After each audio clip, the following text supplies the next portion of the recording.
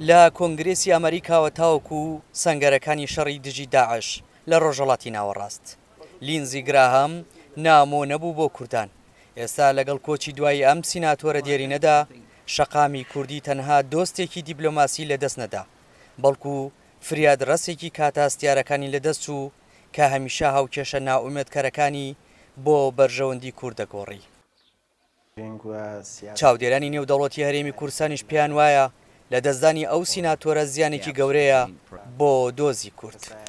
گرنگ و ئەم سیاسە دوانە بەوە دەناسرا کە پشتیوانی دۆزی ڕەوای کوردستان و کوردی دەکرد لە هەر چوار پارچەی کوردستان و لە چەندی مووقیفی جیاجیادا پشتیوانی هەرێمی کوردستان و پشتیوانی دۆزی ڕەوای کوردی کردووە.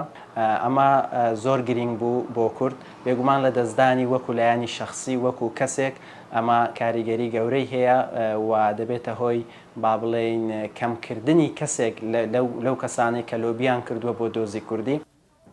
لە گەرمەی شەڕی نێوان دیمەشق و هەسەدەدا ئەو کاتەی ناومێدی باڵی بەسەر کۆمەڵگەی کوردیدا کێشا بوو.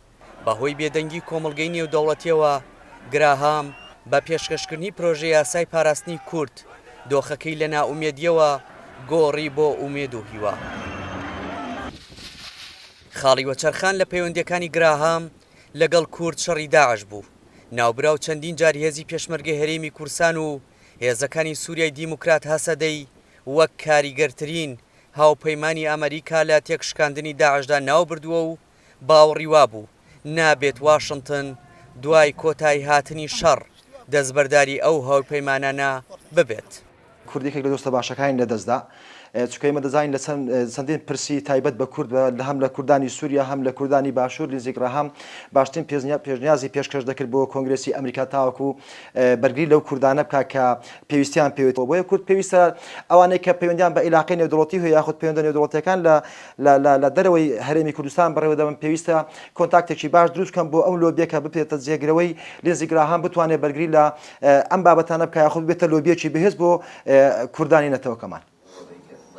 لینزی گراهام یەکێک بوو لە چالاکترین سیناتۆرەکان لە پاڵپشتیکردنی هەرێمی کوردستان لە ساڵانی ڕابردووەوە تا و کاتەی کۆچی دوایی کرد. بۆیە زۆرینەی سەرکردە سیاسیەکانی هەرێمی کوردستان و هاوڵاتیان و چاودێران هاوخەمی خۆیان دەربڕی بۆ گیانەدەستدانی بەو پێی بە پشت و پەنای کوردیان دەزانی لە گۆڕانکاریە سیاسیەکاندا. دیار جەمال دەنگی ئەمریکا، هەولێر.